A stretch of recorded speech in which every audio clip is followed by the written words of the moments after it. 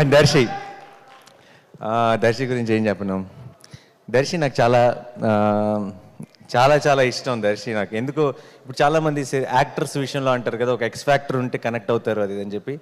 మనిషిగా X factor ఉన్న వ్యక్తి దర్శి. అంటే ఏం నచ్చింది అని నాకు ఎవరైనా అడిగితే నేను చెప్పలేనేమో, కానీ నాకు తెలిసిన మోస్ట్ పర్సనల్ టైమ్స్ కానీ నా మోస్ట్ పర్సనల్ విషయం కానీ నేను ఎవరితో షేర్ చేసుకోవాలంటే నాకు డెఫినెట్గా దర్శి ముందు గుర్తొస్తాడు.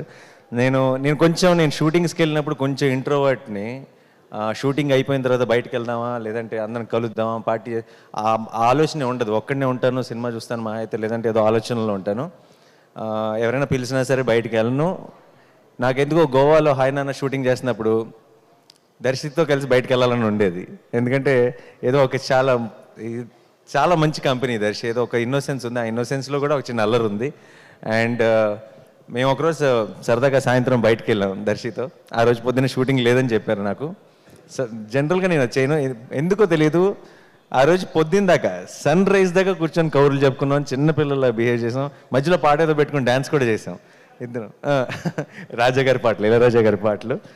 And I will never forget that దర్శి. I found a friend and I'm always there for you. And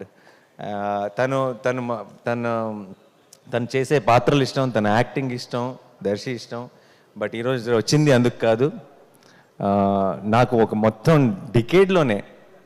ఈ డికేడ్లోనే నా one of my most favourite film Balagam. And Balagam ఫ్యాన్గా వచ్చా, బలగం హీరో ఫ్యాన్గా వచ్చా.